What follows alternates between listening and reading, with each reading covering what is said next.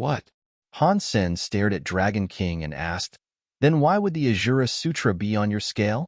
Were you best buds with Azura? Dragon King, for once, had been rendered speechless. Han Sen was starting to understand what had happened. Dragon King had most likely been a traitor. He had committed a betrayal, and now, in his current state, he was afraid of seeing the other generals from that time. Trust me. Once more, I plead you. Azura King is in the fourth god's sanctuary, but I know a trace of his lineage is still here in the third god's sanctuary. If we get this person to practice the Azura Sutra, we can remove the vines. Before Dragon King could finish speaking, Han Sen put him away. I don't need you to find Azura. Han Sen knew of someone else who could practice the Azura Sutra. Han Sen wondered just how strong Zero had become with the skill. But he also wondered why the Azura Sutra was practically the same as the falsified Sky Sutra. And also, why could only the Shura fully learn it? Are all these tangents connected somehow? Han Sen had a lot to mull. The concept was not entirely impossible or even implausible, as he now knew that creatures of the sanctuary were capable of entering the Alliance. Bauer was the latest example. She was born in the sanctuary, but she could go to the Alliance and back with no issue. If the Shura were the descendants of this Azura, shouldn't that mean they would be able to enter the sanctuaries? But it is a well-known fact they cannot. This was quite the head-scratcher for Han Sen to contemplate. Something else weighed on Han Sen's mind, too, Baby Ghost. No matter what Han Sen asked about Blood Legion, he was given the same response, You are not Blood Legion, so I cannot tell you. Han Sen was desperate to find out why Blood Legion had kidnapped Han Jingji, but try as he might, the only person he knew who could give him an answer refused to. Qing Jun had been grievously damaged following the ordeal with the vines. But the damage was not entirely physical. She was Sky King's child, yet Sky King showed no remorse in attempting to sacrifice her with the rest. She was heartbroken by the betrayal. After trying it out, Han Sen was unable to use Zero's falsified sky powers to remove the vines. So, for now, they all had to remain stuck inside the bottle. If Han Sen was able to save them all, Han Sen did not know whether or not the creatures would pay him heed and listen to what he commanded, either. As such, he decided to speak with each of them and gauge which creature he might be able to trust the most. Han Sen asked Moment Queen to move the shelter once more, hoping it would move them closer towards Holy Sword Shelter. Xie Qing King and the Silver Fox were supposed to be in that place. Han Sen knew the Thorn Forest well by now, and he knew where Holy Sword Shelter lay. He was worried about the Silver Fox, though. Han Sen still missed his companionship a great deal, and the Silver Fox's absence in his escapades was still sorely felt. Even now, Han Sen would occasionally brush his own shoulder in the mistaken belief that the Silver Fox was right there. For now, though, Han Sen had to return to the Alliance.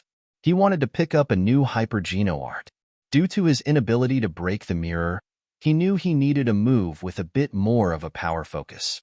Saving money was great, but it wasn't the best when used in a one-on-one fight, particularly so if it was in close-quarter combat.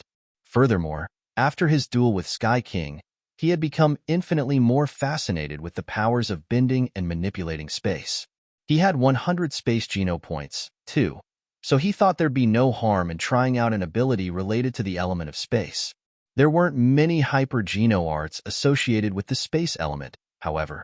There were only a dozen S-class skills for him to choose from, and what was more, they were pretty weak. There was one that was named Space Blade, but it only cut enemies slightly. Han Sen wanted to be able to properly bend and warp the dimension. He wanted something that would allow him to really grip the fabric of space and manipulate it to his own will, just as Sky King did. After much perusing, Han Sen found an S-class Hyper-Geno art that attracted him far more than all the others. This Hyper-Geno art was called Hyperspace. It was a fairly modern skill, too, and it wasn't something derived from some musty, aged texts of yore. It was a skill that had been derived from the teachings and learnings of modern science. It was widely believed that humans live in a three-dimensional reality, but according to the theory of relativity, that was not entirely the case. The concept of 3 dimensions of space, alongside 1 dimension of time, produced the concept of humans living in a 4-dimensional continuum. But there were believed to be 11 dimensions in total. Hyperspace dealt with the time axis a lot, though. So, it was a hyper-geno art most closely associated with the element of time. Han Sen wanted the skill not because it was strong, but because of how refreshing it looked. It inspired him in more ways than one. For most people, though, hyperspace was more theory than anything. You needed time and space talents to learn it effectively. Few people could fully learn it, but even if they did, it wasn't very effective. A hyper-geno art like that, though, employed techniques not even the fiercest of super creatures could. Han Sen thought he needed a space hyper-geno art only, but he was wrong. I already have 100 Space King Spirit Geno points.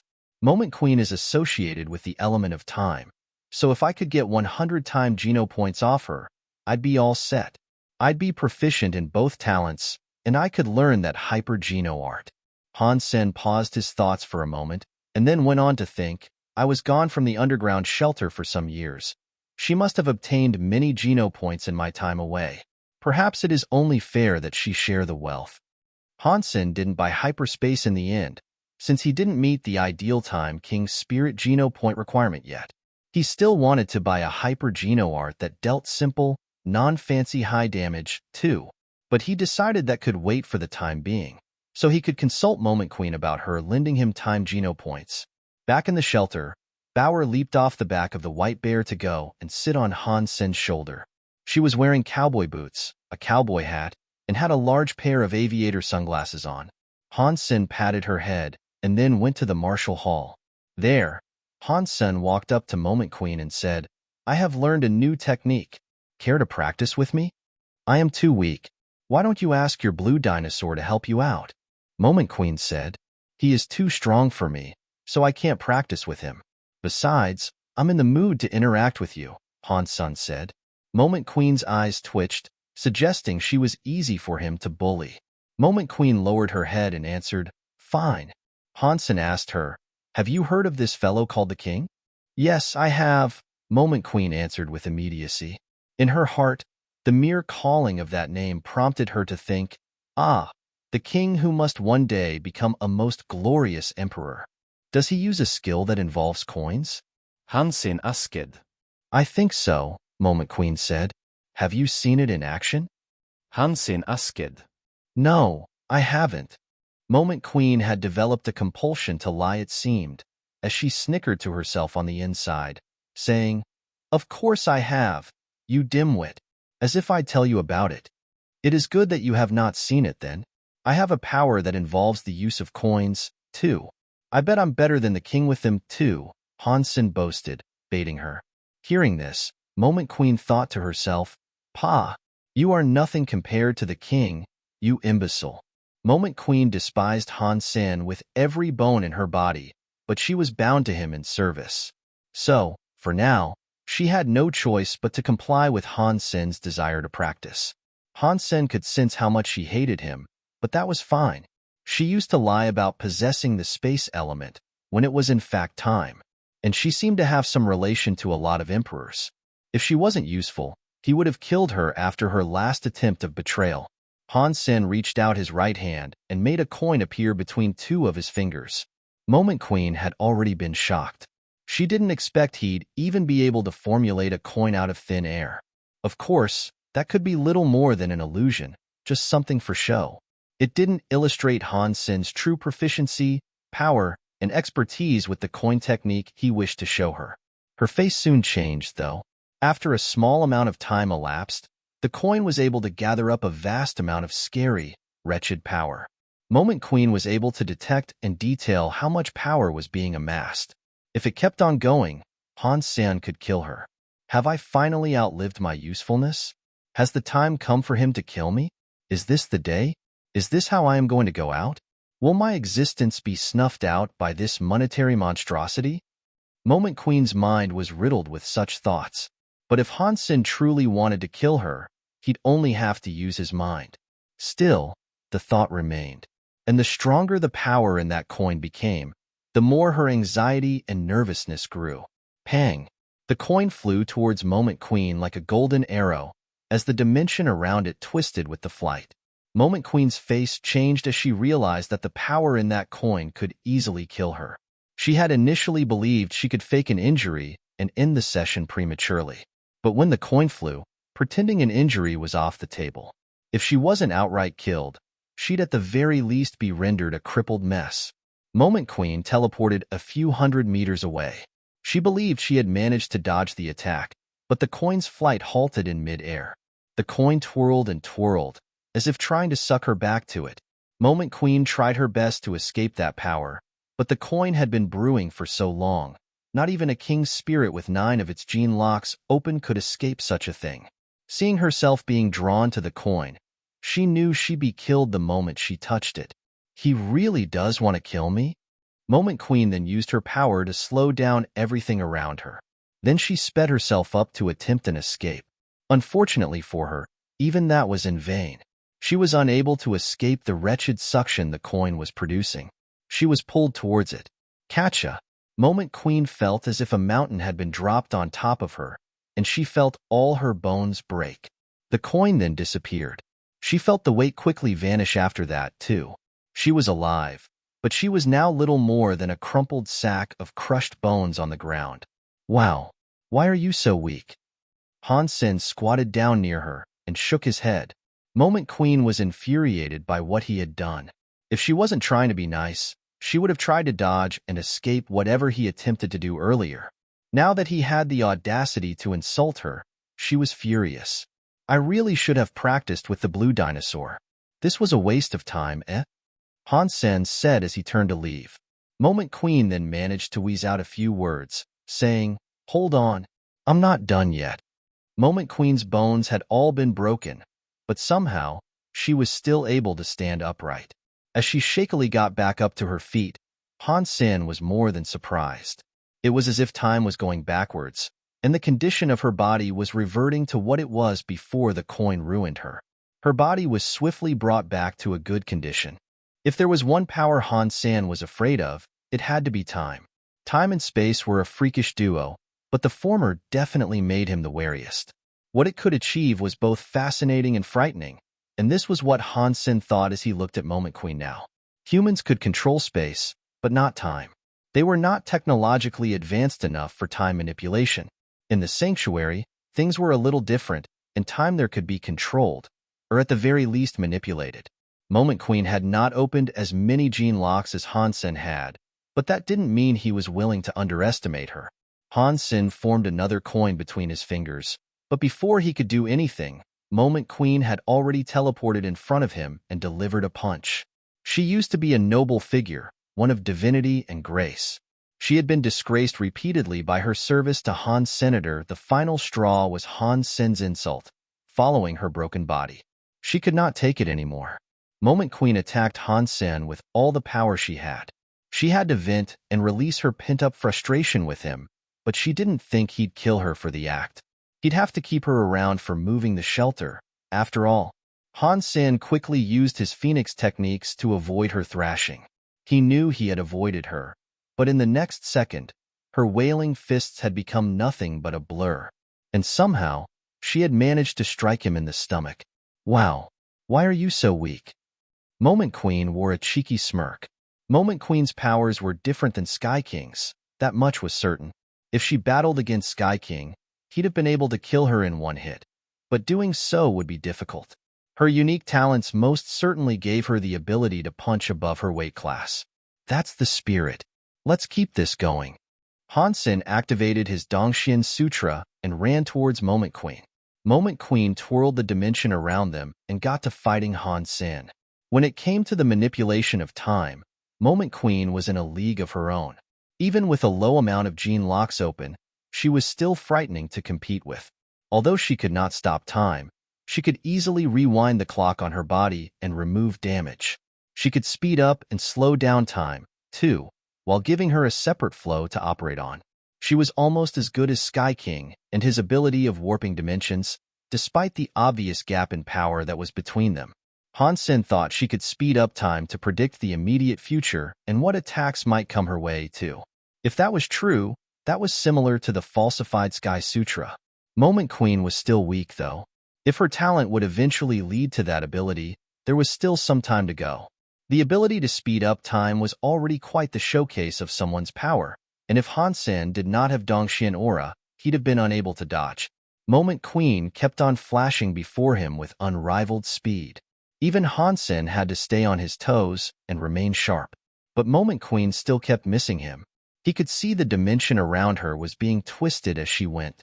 I could hit him if I was just a little bit faster. Moment Queen was firing on all cylinders, but was just falling short of what was necessary to smack him silly. Believing herself to be too slow was just a misconception, though. That being said, it did drive her to give it everything she had. If she was able to move as fast as Sky King, there was no doubt she'd be able to strike Han Sen however she wanted. But the Dongxian aura was giving Han Sen the edge. By being able to predict her moves, he was evading her attacks before she even began executing them. Her speed wasn't quite the issue. At the very least, Han Sen was now able to gauge how much power Moment Queen had amassed in the time they had been apart and see how far she'd come. While he had been gone, she had managed to open 4 gene locks. Wanting to keep things fair, Han Sen made sure to only open 4 gene locks to compete, too. With things like this, their powers were rather even. And balance was what Han Sen wanted. He did everything he could to maintain the equal balance of the sparring session. From a spectator's point of view, all that could be seen were 2 wispy shadows brawling like mad in the martial hall. Now, Moment Queen discarded all attempts of maintaining a steady defense. She was now giving Han Sen all she had, with all her focus placed in an attacking stance. Unlike Han Sen, she could rewind. As such, Han Sen would have to be put on the defensive. I can be faster. I know I can. There was only one thing occupying Moment Queen's mind, and that was the thought of beating the smirk off Han Sen's ever-smug face. Whoosh! Moment Queen felt like a chain had just broken inside her. Her 5th gene lock had now been opened. Her entire body became a blur before Han Sen, and he could no longer see her fists coming. Then, he was quickly walloped in the chest. Yes. Moment Queen was tremendously overjoyed. Very good. Moment Queen thought of following up the attack with another, but she was taken aback to see Han Sen praise, congratulate, and clap for her. You have opened 5 gene locks. It seems to me as if you have many King Spirit Geno points. I think it is time we make good on that deal. Do you remember? Han Sen patted her on the shoulders and said, I get half. Moment Queen froze. Her excitement and happiness over managing to strike Han Sen had all vanished. Time King Spirit Geno point +1. Time King Spirit Geno point +1. Time King Spirit Geno point +1. Han Sen, seeing his Spirit Geno points increase, looked delightfully happy. Moment Queen wasn't feeling quite the same way, as could be imagined. She was fuming. She had managed to amass many time Geno points, but they were incredibly difficult to come by. And now, to see half of them go to Han Sen, she felt as if her heart was physically bleeding. It looks like she managed to get herself a load of goodies in my absence. If she managed to open 5 gene locks, that means she must have received at least 500 self-Geno points. I doubt ordinary King Spirits could achieve such a feat in such a small time frame, Han Sen thought, as he pondered Moment Queen's situation. It was a shame they had signed a contract, though. This meant she could not give him any more than 100 Geno points. If Moment Queen was the one who held the contract and owned Han Sen, then there'd be no limit. But, for obvious reasons, Han Sen wouldn't place himself under contract with her. And for the time being, 100 of such Geno points were more than enough. When Moment Queen looked at Han Sen next, there was a fire of murder in her eyes. Now that he had managed to obtain 100 time King Spirit Geno points, Han Sen was able to start producing his own skill. The Dongxian Sutra was able to simulate Sky King and Moment Queen's powers. But the Dongxian Sutra had only 6 of its tiers open. There'd be a limit to the efficiency of his creation, and if he wasn't careful in the combination of those 2 volatile powers, there was a chance he could hurt himself. When Han Sen created saving money, it was a long and laborious job that took him many years to complete. Returning to the Alliance, Han Sen hopped onto Skynet. He wanted to increase his knowledge and learn all he could about space and time. He even consulted by Ishan about the subject. I focus on the human body. Space and time, well, that isn't exactly my forte. I suggest you go see Professor Long. He's an expert on the subject. Bai Ishan then provided Han Sen with a slip of paper before going on to say he holds lectures regarding hypergeno arts that deal with space and time, primarily. Han Sen filled out the application form, then Bai Ishan helped him fast-track the registration process. It was then that Han Sen realized Professor Long was the creator of hyperspace, a tidbit of knowledge that greatly amped up his excitement. Due to this class being private for members of the St. Hall, it was held in their base. The knowledge to be shared there would undoubtedly be secret. As such, Han Sen had to travel to Lai Min Planet. It was a great distance away from Roca Planet, so to pass the time on the journey, Han Sen decided to practice combat in the virtual community. Are you Han Sen? Someone recognized him. Han Sen turned around to see a modern-looking couple, both of whom were in their 20s. The girl happily ran towards Han Sen, saying, "Can I just say how much I love you?" And Ji Yin ran. "Would it be boorish for me to request your signature?" "It'd be a pleasure." Han Sen smiled. "Here, on this sheet of paper. Could you address it to Little Lon?" The girl had quickly lifted a notebook out of her pocket. Han Sen vrote, tog Kate lite lan, Han Sen. The girl thanked him and quickly left. "I didn't know I had female fans." Han Sen was pleased after this, so he trotted around with a spring in his step. But then, he overheard a conversation. "Why did you ask for his signature?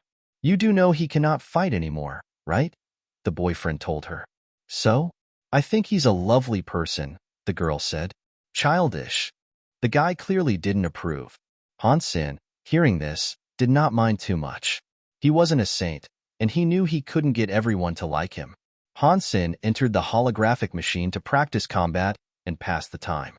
Lai Min was on the outskirts of the Alliance's system, so it was going to take half a month of travel for him to reach it. A lot of that time was spent in virtual fighting, but Han Sen soon lost interest in it. Each fight was a cakewalk, and after winning every single match with the greatest of ease, he grew numb and bored. He wouldn't have spent time there if he had anything better to do. Just as Han Sen was going to go off and watch the news, he was matched with someone a little out of the ordinary. Han Sen was impressed by the fellow's name. Fourth person in the Alliance. Interesting. Han Sen smiled when he saw the tag. If it was something number 1, Han Sen wouldn't have been impressed. This, though, gave the impression he wasn't someone who was talking nonsense. This person exuded a feel that was real.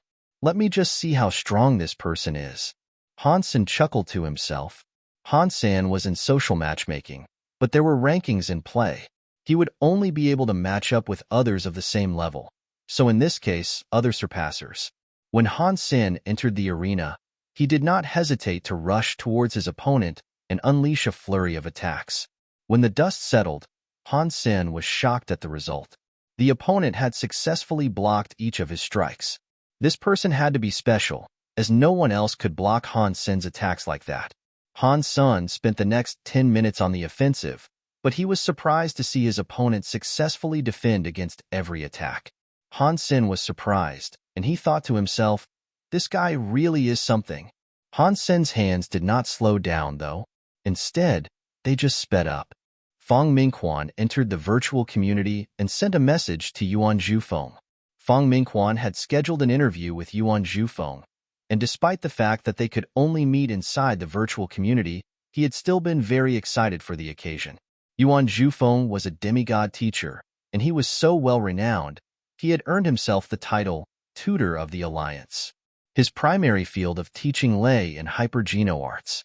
He hadn't created any hypergeno arts himself, but he had formulated simpler varieties of some of the more complex ones that could be found. That way, those who weren't the brightest of bulbs could still participate, learn, and become stronger. Yuan Zhufeng's influence was sprawling, and he had garnered a great deal of respect over the years. He was so well respected, he was given more credit than the original authors of hypergeno arts themselves. Over the years, though, his services had aided countless people, so it wasn't undeserving. Fang Mingquan was proud and honored to have been given the opportunity to interview someone of such prestige. Fang Mingquan, however, was soon surprised. He received a reply to the message he had sent, and the answer was quite unexpected. I'm sorry. I am in a match, currently. I'll be available shortly. Fang Mingquan confirmed this in his online status, so without anything better to do, he decided to spectate.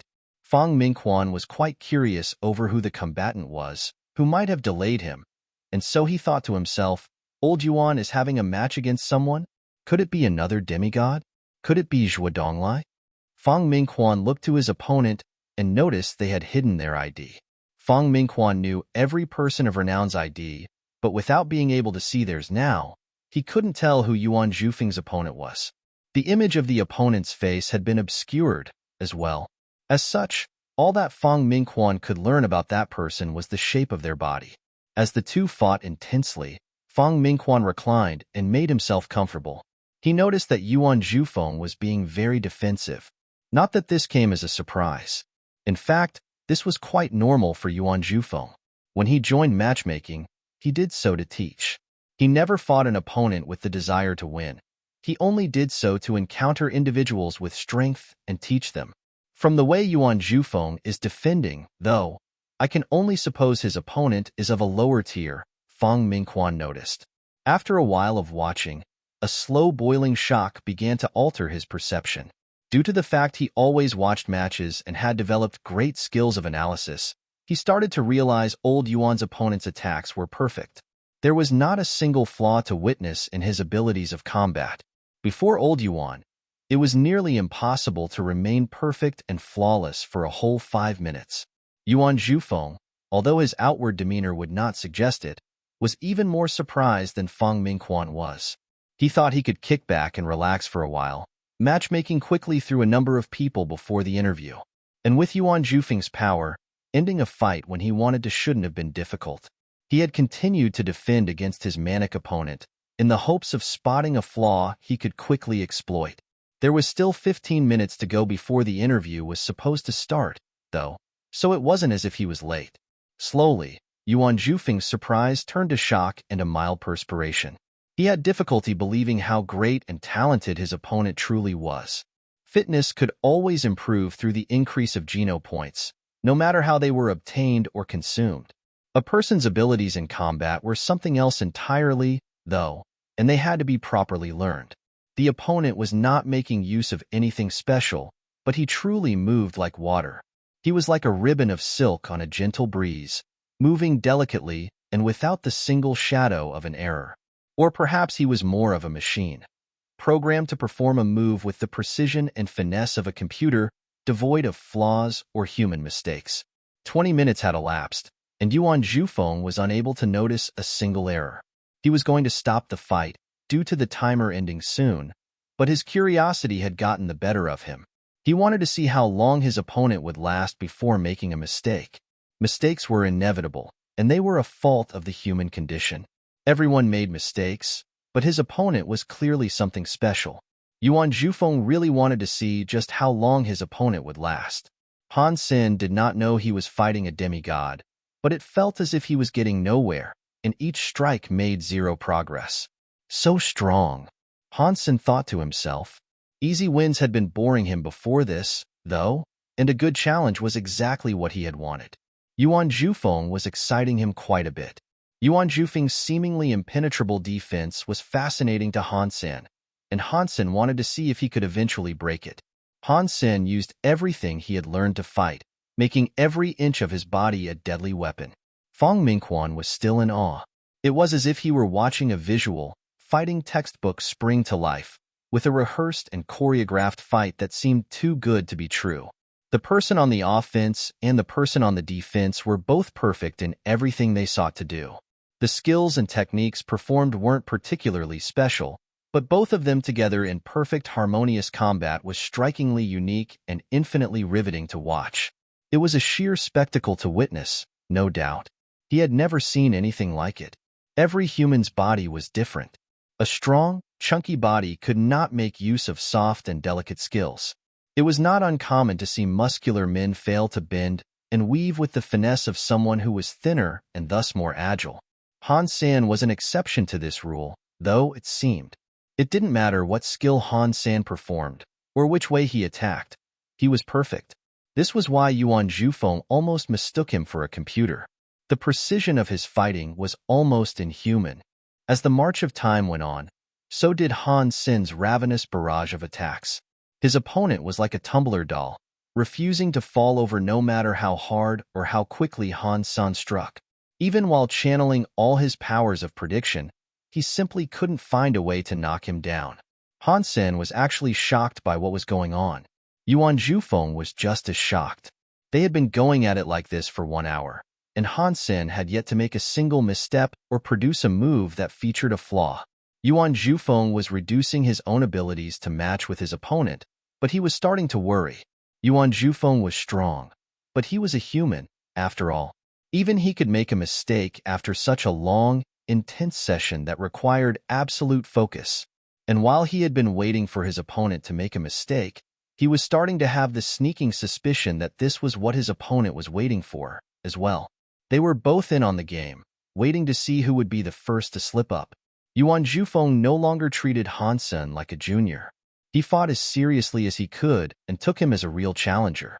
Yuan Zhufeng was having to use every ounce of his power to stay strong, and he'd have to continue to do so if he wanted to emerge victorious. Fang Mingquan was in awe. It was only supposed to be a casual, social match. He never expected to watch a balls-to-the-wall, high-octane match such as this, given the circumstances.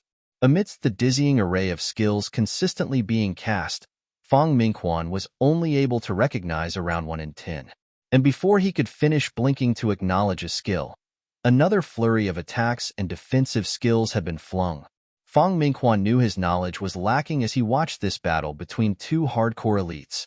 He was glad he had been recording the match, though. Once it was over, he'd be looking forward to a steady and studious rewatch.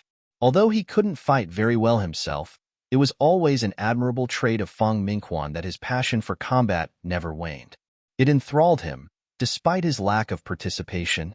The fight was frightening to watch, and it kept its spectators on the edge of their seats. It was one that required a constant, pinpoint-precise usage of stamina and endurance to maintain a status quo that could collapse at any minuscule miscalculation. Any who were to watch it would know that, and it imbued the atmosphere with a feeling of dread and unease. One attack, followed by one defense. Whoever made a mistake first would be the loser. After 3 hours, there was still no change. But Yuan Zhufeng's gentle perspiration had turned to him full-on sweating bullets. This fight was no longer taxing on the body, it was exhausting to the mind. His opponent continued to show no sign of human emotion, and it continued its assault with the cold lethality of a machine built to destroy. Yuan Zhufeng was starting to fear he'd be unable to keep up, and that he'd make a mistake any second now. Who is this man? Who can have such a vast amount of power and stamina? Yuan Zhufeng thought to himself. He was well acquainted with many of the elites that populated the alliance, but his opponent was not someone he recognized. Rack his mind as he might, he just couldn't think of anyone who fit the bill. But he didn't think he was just some nobody either. Anyone who possessed that much power must have some manner of renown. Fang Mingquan had been there, staring intently for the past 3 hours. He was as captivated as ever. Still, he was starting to feel exhausted, more so than the fighters that were actually engaged in the battle. And just as Fang Mingquan thought this fight would go on for another eternity and a day, an explosion sounded. Yuan Zhufeng used his arms to block the incoming fist, but when the dust settled, he had lost. Impossible. He blocked the punch, but he lost? Fang Mingquan's face had twisted into an expression of utter disbelief. Seeing Yuan Zhufeng's virtual body outside the battleground, Fang Mingquan had to immediately ask, "Old Yuan, did you encounter a glitch?" Old Yuan gave a wry smile and answered, "I lost." He is not only strong of body, grand power resides in every aspect of that person. He's powerful overall? Fang Mingquan wasn't entirely sure what he was being told. Old Yuan did not elaborate any further, though. Instead, he sent an invitation to his opponent to request a meet. Who was your opponent? Do you know? Was he a demigod? Fang Mingquan believed his opponent had to be someone of a comparable level. Old Yuan smiled and admitted, "I don't know who he is, but believe me when I tell you that he is just a surpasser." A surpasser? Fang Mingquan was shocked, and he partially believed his ears had been fibbing. It was more than a surprise to hear a surpasser had beaten old Yuan, even if he had weakened himself to compete. Feng Mingquan wished to say something more, but all of a sudden, the opponent arrived to greet them. You are so strong. My name is Yuan Zhufeng. Can we be friends so that we may compete again sometime? Yuan Zhufeng gave a gentle, heartfelt smile. Han Sen was surprised. He knew who Yuan Zhufeng was, but he never expected that was the person he had spent the past 3 hours fighting against. I appreciate your compliments. Han Sen then showed him his ID and name, then added him as a friend. Han Sen respected his elders a great deal, particularly those that had done great services for humanity in their time. Han Sen was not opposed to telling people he had healed, either. You are Han Sen? Feng Mingquan unwittingly blasted, while Yuan Zhufeng beside him was still deep in thought. It was shocking to see him there fighting like that, as many demigods had believed his condition to be beyond repair. Although they had never met before, Yuan Zhufeng knew exactly who he was. You are healed? Yuan Zhufeng asked, with visible surprise. Almost. Han Sen smiled. He wished to say more, but all of a sudden, he disconnected from Skynet and disappeared. Warning! Warning! Universe is under attack. All passengers of Universe, please proceed to the evacuation terminal. The hologram disconnected, and then all doors opened. From beyond, the blaring sounds of a siren raised everyone to their feet and incited panic. Boom! The ship called Universe was shaken, causing everything to be cast around in disarray. It was as if something had rammed the ship. Boom! Boom! Boom! It kept going, as if a cannon was repeatedly firing at the ship. The ship was rattling and shaking like mad, as passengers scrambled in their attempts to reach the panicked terminal. Fortunately, most of the people on board were humans with a good fitness level. They were unfazed and unshaken by the sudden bombardment from a hostile force. Before Han Sen could exit the hologram lobby, he saw the girl who had asked him for a signature make her way out alongside her boyfriend. They were both young, and neither of them was an evolver yet. Due to their inexperience, they struggled to maintain calm in the face of what had assuredly ruined their day. Han Sen approached them, wanting to guide them to safety. The panic terminal was the sturdiest location of the ship. It was designed for an event such as this, as it had been built to withstand the crumbling of the entire battleship and to deflect cannon fire that was aimed directly at it. It also served as a large evacuation pod. Their ship was now in the farthest reaches of the Alliance's system. It was on the outskirts of human-inhabited space, the edge of the bubble. It wasn't near the Shura, but it was a mostly uncharted, rarely visited pocket of the black.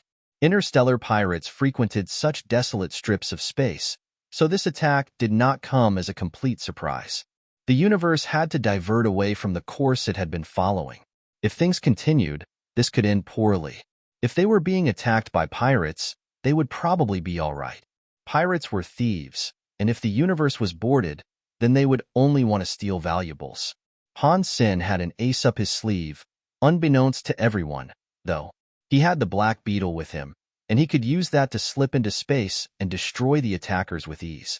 Even the infamous pirate Minotaur only had 3 Star-class ships. A threat such as that would be nothing for the Black Beetle. For now, though, Han Sen was going to cover the couple in their rush to safety. All of a sudden, an extra-large explosion struck the ship. A hole had formed in the hull, producing a large amount of suction, pulling everything out into space. Surpassers could not survive in space, only demigods. The couple were unable to grab a hold of anything to prevent themselves from being pulled out into the black. Hope of survival seemed bleak, and Han Sen witnessed the pain and realization of what was coming across their expressions. He was not willing to let them go. Han Sen went into the suckstream, donning armor and a winged beast soul to aid him. Then, he activated his 9 gene locks of the Blood Pulse Sutra. The couple, by this point, had been pulled outside the ship. They were sure death would come for them, and with the ship still moving, at the speed they were going, it seemed impossible for them to get back inside. They continued to flail in an attempt to grab a hold of something, but they couldn't. Out in space, their lives were now at the mercy of fate. But then, a red shadow with draconic wings flickered past their eyes. Amidst their shock at what had just occurred, they struggled to comprehend anything. But something familiar appeared directly before each of them. There was a hand, one for each of them to grab. They couldn't see who it was, but the arm seemed to be the only thing near enough to grab. So they did. Boom! All of a sudden, it felt as if they had been wrapped up in the warm embrace of a friendly dragon. They heard the wings flap in their ears, and they watched as they were brought back into the safety of the ship.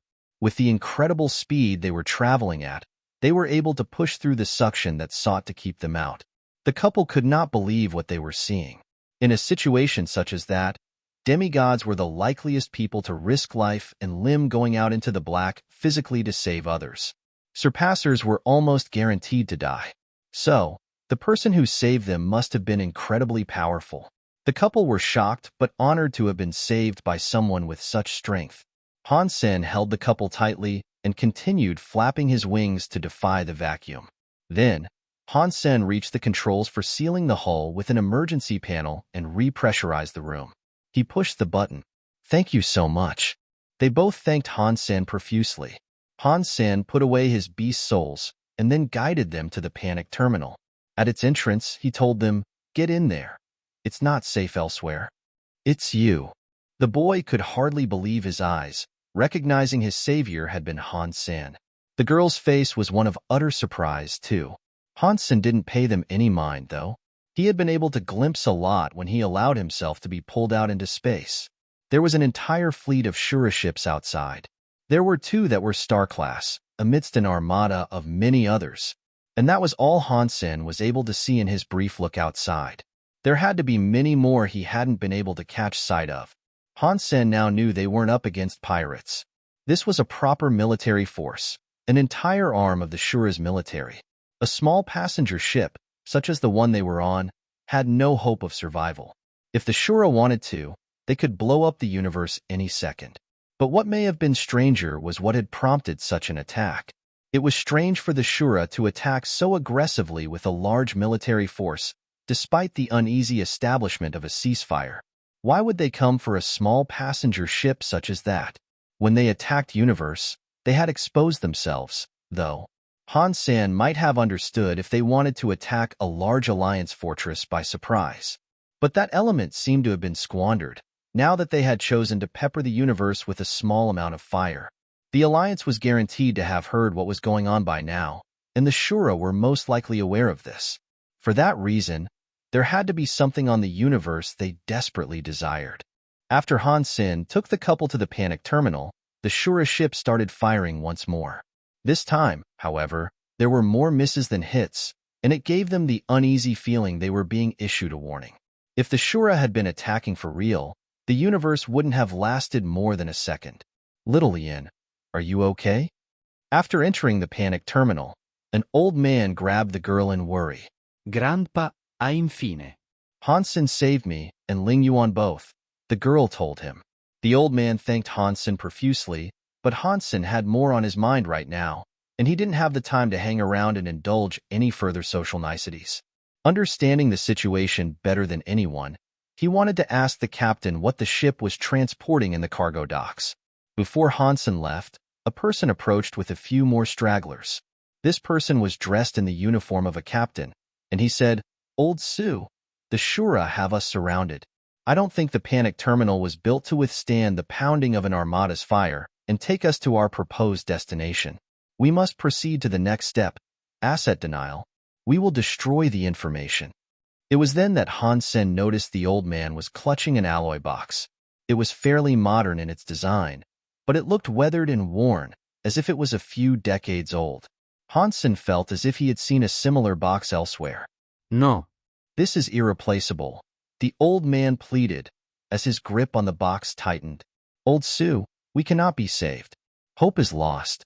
All we can do now is make the most of our predicament by preventing the Shura from obtaining this item. I apologize, but this is how it must be." The captain gestured with his hand, prompting soldiers to come forward and try to seize the box. "I remember." Han Sen remembered where he had seen this box before. It was an old box, one whose trace could not even be found on Skynet. He had seen it in the sanctuary. When Han Sen first met Zero in the cave, he saw an identical box there, except it was broken. Looking at this box before him, Han Sen knew they had to be the same model. Han Sen also remembered he found a Geno solution and some information inside it. Han Sen never figured out what that information dictated, so he had it hidden. It was all coming back to him, now that he was seeing that box. If there was a connection between the two, Han Sen could not tell just yet. After all, the box itself wasn't particularly remarkable. Two of the soldiers were now directly in front of the old man, who had yet to flinch. His grip on the box only tightened. "Old Sue, I am sorry. You know I wouldn't let it come to this if there was another way." Another round of explosions echoed around the ship, prompting him to gesture for the soldiers to hurry.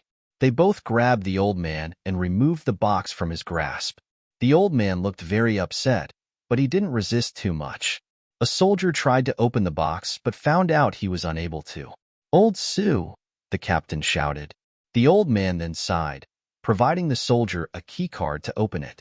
The soldier used it, and the box opened successfully.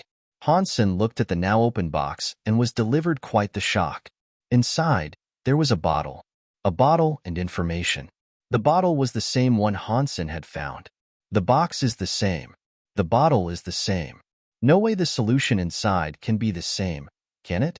Han Sen thought to himself.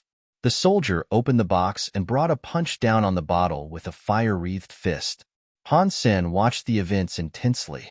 The soldier was a surpasser, and with a fire element attack, the box was sure to be destroyed. If Han Sen hadn't seen that bottle, he wouldn't have cared too much. But he wanted to learn more, so he ran before the soldier, blocked his fist, and grabbed the box himself. Pang! The hot flames came down on Han Sen's hand like a meteor that spewed lava, but he was undamaged. Everyone was shocked, and the rest of the ship's personnel all aimed their weapons at Han Sen, thinking he was a threat. "You are a traitor. You are working for the Shura?" the captain asked, with half a rhetorical tone. "I am Han Sen, and my wife is Ji Yinran. Ji Ruajin is my father-in-law," Han Sen quickly stated, raising his hands in innocence. Han Sen didn't think the laser guns could hurt him too much, but he didn't want to risk having to fight humans. Being a relative of President Ji had its perks. When he said this, everyone stopped and lowered their guns. Then, they all pointed at Han Sen. "You are Han Sen?" the captain asked. Yes, Han Sen ansvarig. "Yes, he is Han Sen, and he just saved our lives," Su Lan proclaimed. "Regardless of who you are, you cannot interfere with our task. It is imperative we stop this box and its contents from falling into enemy hands. We must destroy it," the captain exclaimed. Seeing the way the captain held himself, it didn't seem likely he'd care too much, even if Han Sen was the president's father. It was his task to destroy the box and its items, and he wasn't going to let anything get in the way of that. Boom! Another explosion sounded, as a wide hole was punched through the hull of the panicked terminal. The Shura were going to board. The Shura that boarded the ship were all wearing the same armor. Aspects that often revealed their level, such as horns and faces, had been hidden. Only one of them stood out from the crowd. He was dressed in armor that was a far more glamorous and a far more intimidating sight. Presumably, this figure was the leader.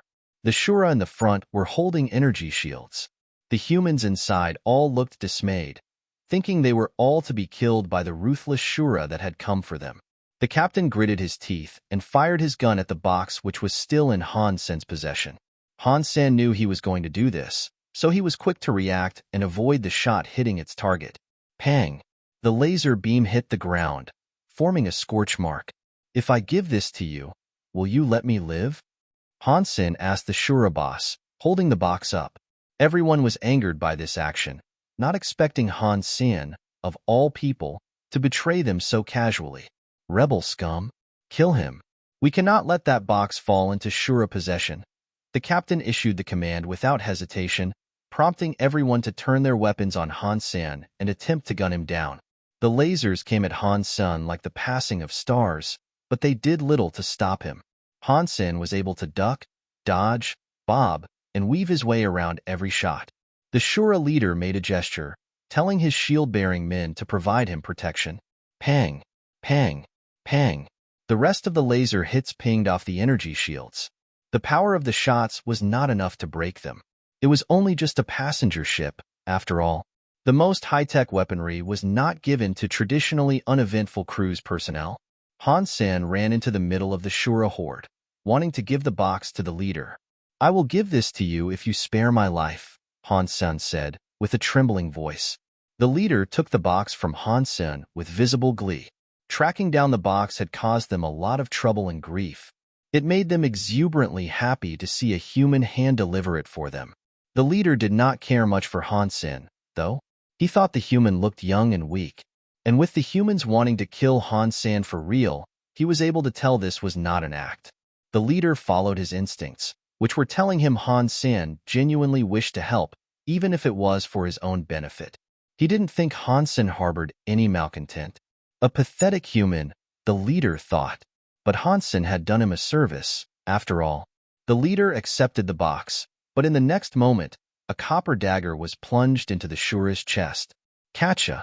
The armor he wore was unable to provide an adequate defense against the power of that strike. A second later, Han Sen turned red, as wings sprouted from his back in a glorious display. In his hand, a copper dagger was clenched tightly. The leader threw a punch towards Han Sen's face with ferocious, terrible power. The Shura were powerful beings, and it usually took a lot more than a stab to stop them from being able to fight. The rest of the Shura then turned to fire at Han Sen. Han Sen didn't care too much about them, though. He dodged the punch and evaded every single laser.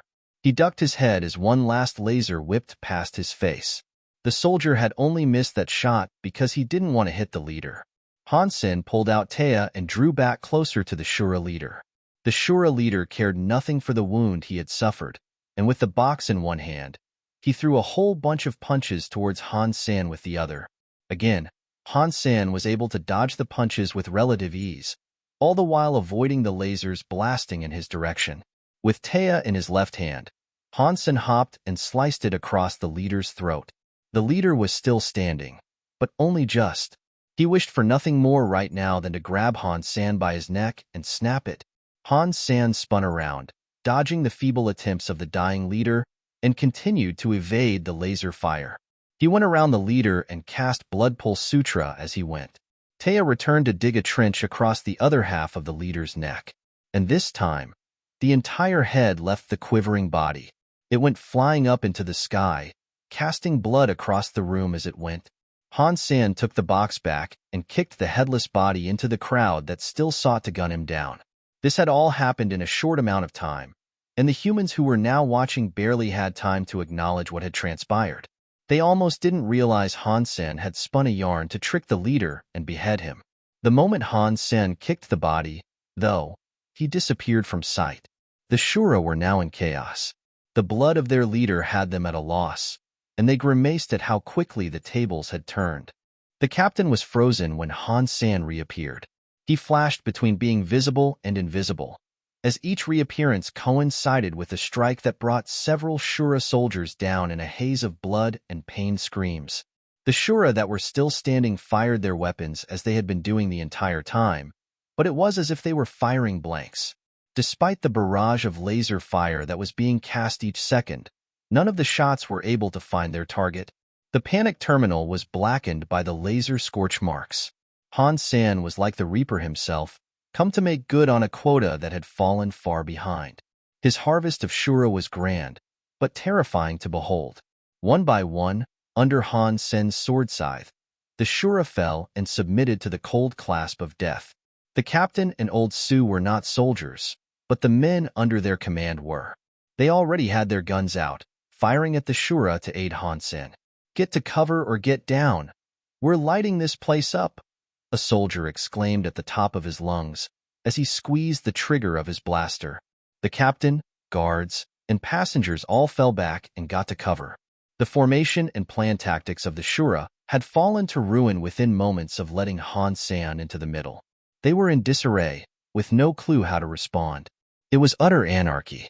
Han Sen slew a few more shield bearers after killing the leader, resulting in a complete collapse of their immediate chain of command. They were headless chickens, and all they could think to do was to try to kill the man who had brought ruin to their plans. But Han Sen was like a ghost, and no matter what they tried to do, they could not hit him. More Shura soldiers came on board as backup, but they were just meat for the grinder. Han Sen thought to speed things up, so he summoned a copper knight and a stunning angel to join him in his running riot.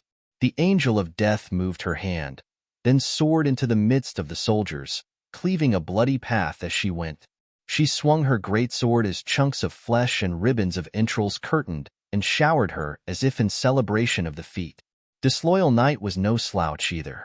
He used his halo to suppress the soldiers and make them move even slower. Han Sen left a few of the Shura soldiers behind for the other humans to deal with as he pushed forward with Taya to clear a path.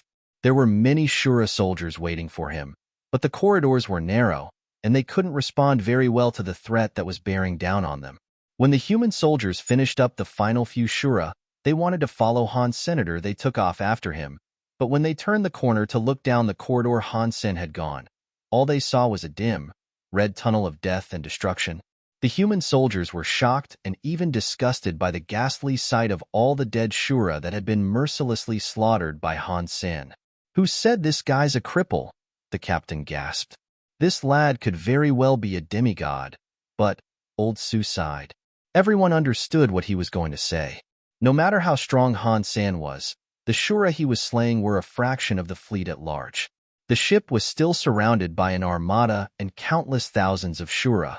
If the Shura didn't get what they wanted, universe was doomed. Not even Han Sen could survive in space, so they were still at a grave disadvantage. "I'll kill as many as I can," a soldier solemnly said. For as long as he drew breath, he wouldn't run. He would march into the maw of hell itself, if it meant buying as much time as possible and bringing down a bunch of oxmen with him. The two soldiers ran down the corridor, trampling the fallen Shura as they went.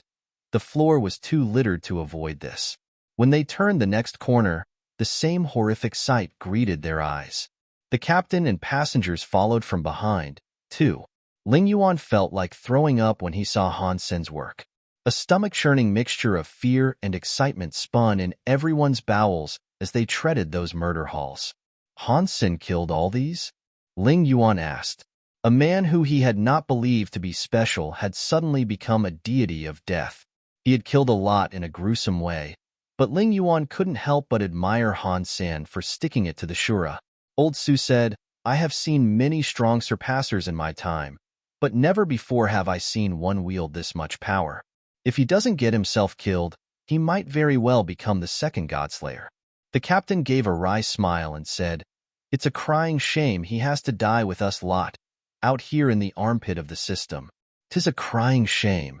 The two soldiers in the front moved forward in silence. They couldn't find Han Sen, but it was easy enough to follow what was left in his wake. A door eventually barred their passage. There was a window next to it, and when they looked through, they saw the boarding craft that had latched itself onto the universe through the hole they had punched through the hull. Han Sen was nowhere to be seen, though. "Where is he? Where did he go?" Su Lan asked, as her eyes scoured the limited view the windows provided. "It is space out there. If you can't see him, I'm afraid." The soldier's grim suggestion faded without finishing, but everyone knew what he meant. "Look!" a passenger shouted from the observation deck. Everyone looked to where the passenger was pointing. They all went over to join him, since the radar was broken and they would have to use their eyes if they wished to know what was waiting for them outside in the black. That place was supposed to be a simple sightseeing platform. You could see nothing but a black screen from the outside, but from the inside, you could see everything. And what was transpiring out there was not what they had expected. Countless Shura ships were exploding like northern lights. The blooms of destruction spread like wildfire as Star-class ship after Star-class ship exploded.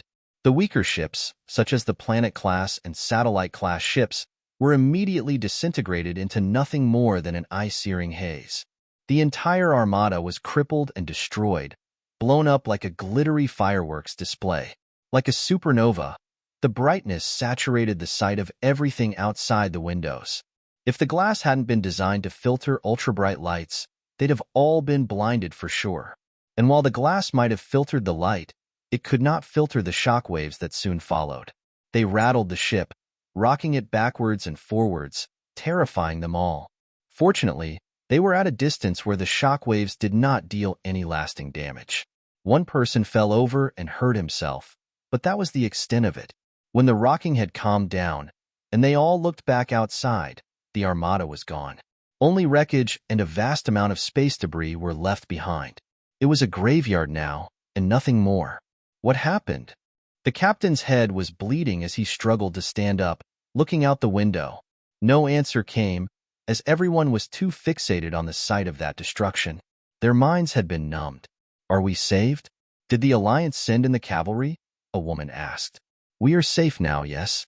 But there is no cavalry, Old Su said. Their radar had been broken, and they couldn't see any other ships, so they wondered what had occurred. All they could see out the window was a distant planet. If it was the Alliance that had destroyed the ships, there should have been a large-scale fight. Oh my days! What happened? God himself gave us a hand, didn't he? God punished his red-headed stepchildren, Mwaha. That'll teach them to misbehave and threaten us, the favored creation. The passengers were overjoyed. They might not have understood what had happened, but the mere fact they were safe again gave them much relief and happiness. Even the captain couldn't stop smiling. Still, his eyes couldn't keep away from the window, as if they were searching for something. Sadly, though, all he could see was trash. Turning around to get the ship back in order and command the people on board, he then saw Han Sen standing in the corner with the box. Han Sen, box in hand, went to the command deck. All the soldiers saluted him. Han Sen did the same in return. He wasn't a soldier anymore, so it was a sign of massive respect for them to salute him in unison. Inside the command deck, the captain and Old Su approached Han Senator. The rest of the personnel stood up in respect, too. The captain gave Han Sen a salute, prompting the rest to do so, as well. Even the young couple looked serious. Han Sen did not say a word. He merely returned the salute again. You saved us all, the captain excitedly said. I was just saving myself, Han Sen replied. Let us discuss this further in my office. The captain brought Han Sen to his office, while Old Su followed from behind. Did you destroy the Shura fleet? The captain didn't want to beat around the bush, and he asked Han Sen directly. He could not see another reason why all the Shura ships were destroyed, so the logical conclusion was for it to have been Han Sen's doing. Of course, Han Sen was one person, and he was alone. Even if he was to believe it was his doing, it'd be a mighty struggle. But with no other alternative explanations, who else's doing could it have been? Han Sen answered, You think too highly of me. Even if I was a demigod, I could not destroy a whole Shura fleet by myself.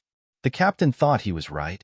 Han Sen was just a human surpasser, after all, but still, it was too strange of an occurrence for him to write it off completely. Han Sen was annoyed, though. He drove the Black Beetle to the enemy and spent 5 purple crystals in nuking the fleet. The power was enough to wipe the entire army out of existence, and then some. Although Han Sen had many purple crystals, he couldn't get more whenever he wished. He had to be careful in their use. Brother Han, can you give that back to me? Old Su asked as he pointed at the box. Han Sen placed the alloy box down on the table, but he wasn't giving it back. He said, You can have it back, but I almost died to save it. If you tell me what's inside, I'll give it back to you. The captain said, Old Su, maybe it would be best if you told him. Old Su said, Okay, since you saved my life. Old Su accepted the alloy box and opened it. He then examined the bottle of some tincture. Han Sen only wanted to know what it might have been. He didn't actually want or need it. Old Su said, Have you heard of Angel Gene Fluid? I am in charge of it, and my team and I created it. Well, not quite. I suppose it is more accurate to say I copied it. When Han Sen heard what Old Su said, he was shocked. The Angel Gene Fluid the Zhao family had created was not their original creation, after all. It had been based on that vial of liquid. Angel Gene could never find out what the exact components of the solution were, so it was a bit of an enigma. Roughly, Angel Gene only understood 10% of the fluid in its entirety. Humans could not use the liquid itself. That much was certain. Consumption of the liquid would result in the consumer exploding, even if they were a strong surpasser. When Han Sen asked where the liquid came from, Old Su told him it came from the grave of a Shura king. Shura kings can never catch a break from grave robbers, it seems. First, it was the falsified Sky Sutra, and now this. Han Sen mused over the elucidations he was receiving. Han Sen was happy he never used the liquid. Had he done so, he would have most assuredly died. There is no way Zero used it. She would have died if she had, wouldn't she? Then again, she seems able to switch between human and Shura, and this has been a trait of hers for a long time now, Han Sen thought. Shortly after the Shura had been destroyed, other ships of the Alliance were sent out for relief efforts and investigation. When they reached the universe, they saw it sitting beside a vast debris field.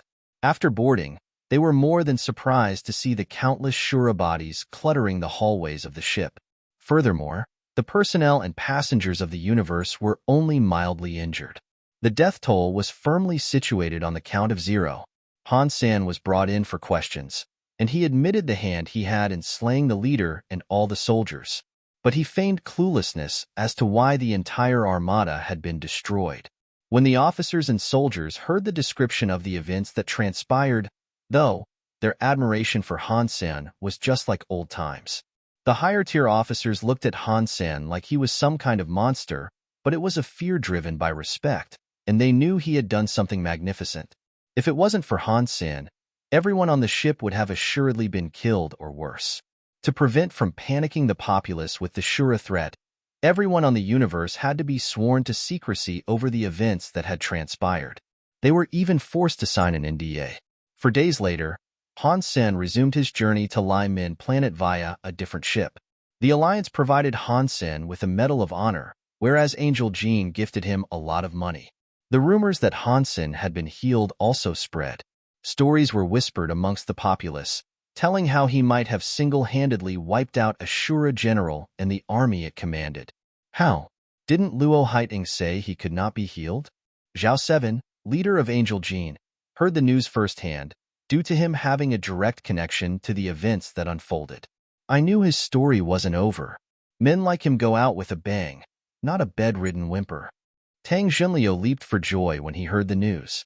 People had many different reactions upon hearing the story. If Han Sen was able to kill a third-rank Shura general with ease, the recent quietness of the Alliance and the lack of wild tales from the Third God's Sanctuary would be over. He was back in business. Various officials of the Alliance spent time investigating why the fleet of Shura ships had been wiped out. Their suspicions of Han Sen's involvement did not linger, as it seemed incredibly unlikely one human was capable of doing all that. Han Sen received countless messages, but only replied to those from the people he knew. He did this while continuing his journey to Lai Min planet. Ji Ruojian already knew Han Sen had been healed, but it never really concerned him much, as Han Sen wasn't one to involve himself in politics or dealings of the army. When Luo Haiting heard Han Sen had been healed, it didn't prompt too much concern and it didn't change anything either.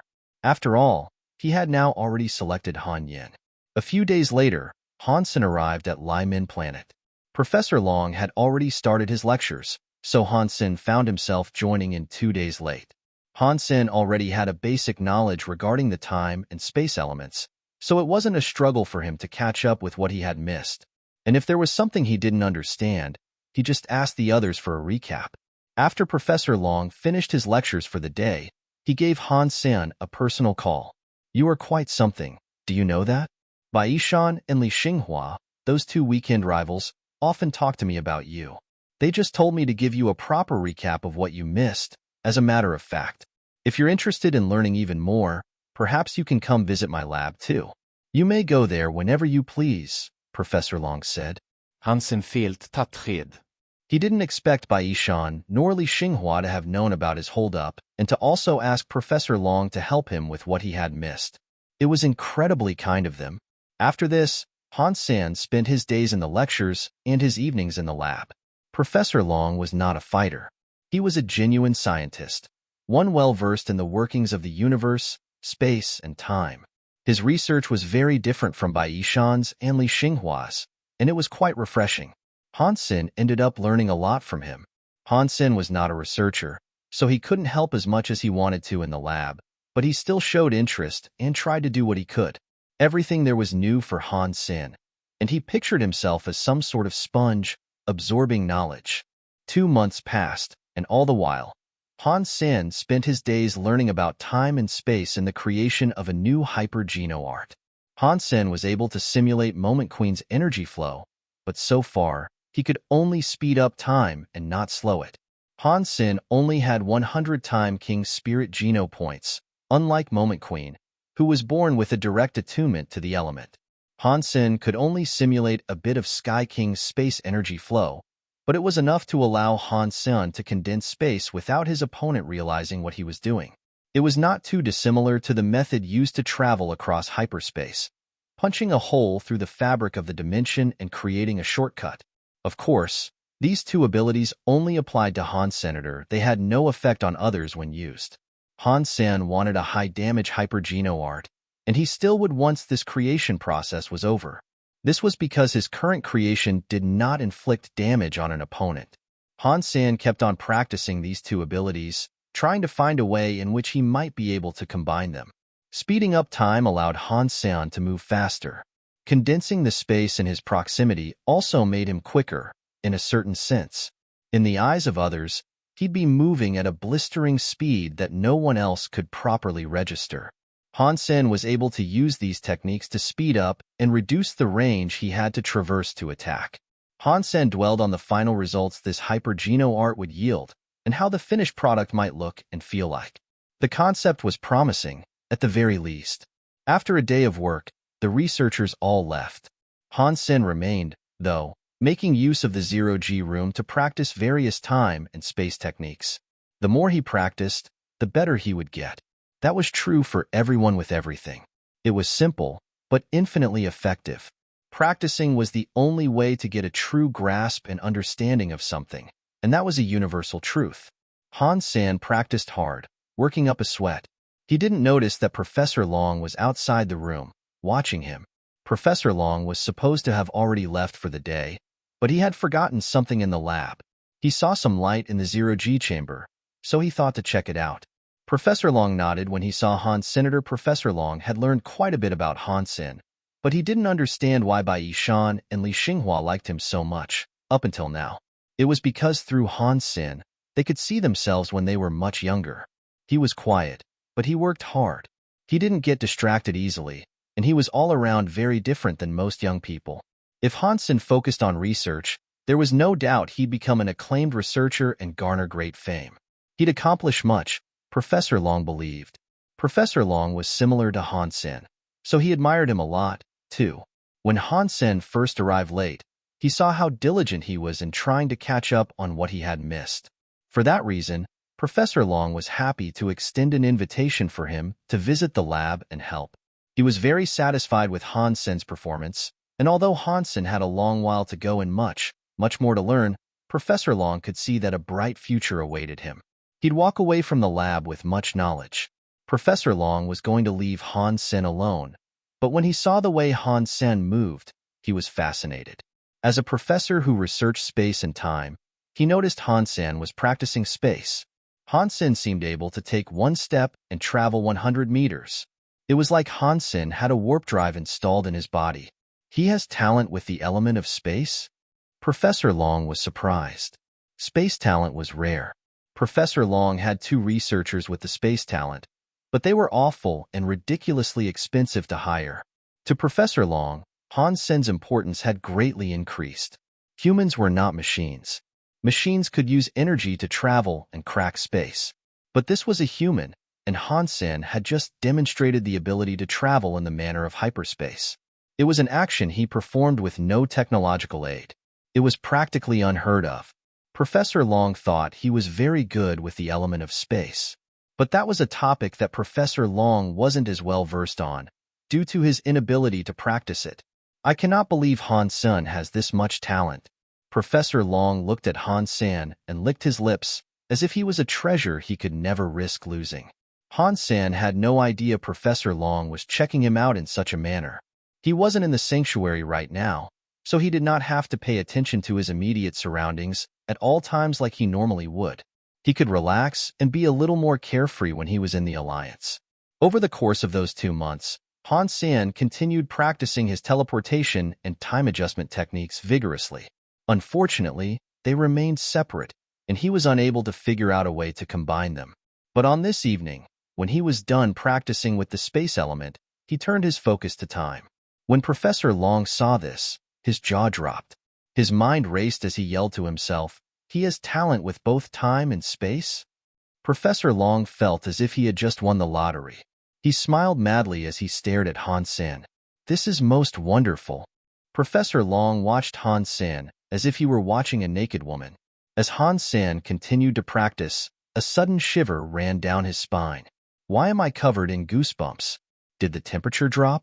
Han Sen then checked the thermostat, wanting to raise the temperature. Professor Long had never before seen a human with proficiency in both talents. And now, his mind was racing with all sorts of ideas of what he could with Han Senator. He was very excited. Professor Long was very excited, but he made sure not to alert Han Senator. He remained there watching, and only left when he saw the sweat-drenched Han Sen finish practicing. The next day, after Han Sen entered the lab, Professor Long called for him to come to his office. "Han Sen, my boy, research this for me, would you please? And then, hand me your reports when done," Professor Long said, handing Han Sen a task. "No problem. Is there anything else?" Han Sen asked. "No, but these are unfinished projects. Don't allow anyone else to see them. Go to room 507 to do the work, too." Professor Long then handed Han Sen a key card before saying, "There you go." Seeing Han Sen walk away, Professor Long smiled. He knew people like Han Sen would be very attracted by such information and would invest time in learning it. But the classes were soon to come to an end, which worried Professor Long. There was only about a month left, so for now, he provided Han Sen the most important parts to see. A month is not enough time. If he can give me 10 years, 50 years, Professor Long said to himself, losing himself in deep thought. Han Sen went to room 507 as instructed. A lot of text and video had been included in the information he had been provided. Although Han Sen did not know too much about it, he still tried his best to understand. For a full grasp, he knew it'd take a long time, too. Han Sen had never learned something like this before, so he had to start slowly. He liked it, though, and despite the struggle, he never once felt bored or tired with the task. Han Sen was still being annoyed by his predicament with the hyper-geno art creation, as he still couldn't find a way to combine time and space. After reading this, though, he was very inspired. Han Sen thought Professor Long was something of a genius. In fact, he was a very creative man. Professor Long was focusing much of his thoughts on Han Sen now, and he greatly admired him. After he read the first round of notes he was given, Professor Long told Han Sen to skip the lessons so he could focus on the research instead. The lessons during the daytime dealt with time and space, and how it was associated with humans, so there was no real need for Han Sen to sit there and listen. Anyway, Han Sen was delighted, and with the information he was provided, he knew there was a lot more to learn and a lot farther to go. He knew he was still dealing with the research on a very basic level, but it was a start. And that aside, it was much better than what he was doing before. After Han Sen's brain mutation, his memory and abilities of comprehension had become far better. But even so, there was still too much for even him to wrap his head around in such a short time frame. When the classes were all finished, Han Sen had only managed to go through 20% of the stuff. "Take it home and spend more time with it," Professor Long said when Han Sen came to return what he had done so far. "Can I? Really?" Han Sen was like a happy child. Hearing this, a lot of information and research breakthroughs were contained within, but many of them had been withheld from the public. "It's my private research. You can take it home, just keep a lid on it. Don't allow any leaks," Professor Long explained. This information was very important, but it was all hogwash to those who did not have a grasp on the elements of space and time. Han Sen never did research for money and fame. He just wanted results. He wanted an advancement of himself, not what surrounded him. After that, Han Sen accepted the information and returned home. He continued having trouble and restlessness over combining space and time into one hyper-geno art. But now the predicament had shifted a little. Before it was all about how he could combine them, now it was about which way he could combine them. Han Sen decided to read through everything he had been given first. After that, then he would decide how to combine the space and time properties. Due to there being no super creatures in the immediate vicinity, Han Sen didn't spend much time hunting. Instead, he took his time reading the information and learning. Before he finished, Moment Queen had at last managed to find Holy Sword Shelter. Bringing the humans to Holy Sword Shelter, Han Sen wondered what they'd all think once they saw Xie King. Xie King had not changed in Han Sen's absence, and he was still soaking in an unhealthy vat of human culture. He wore flip-flops, boxers, and a loose t-shirt. To go along with his aviator sunglasses, Xie King now had a straw hat. He was having another cookout, it seemed, and as he charcoaled once fine slabs of meat, he wiggled his body, holding a beer in one hand.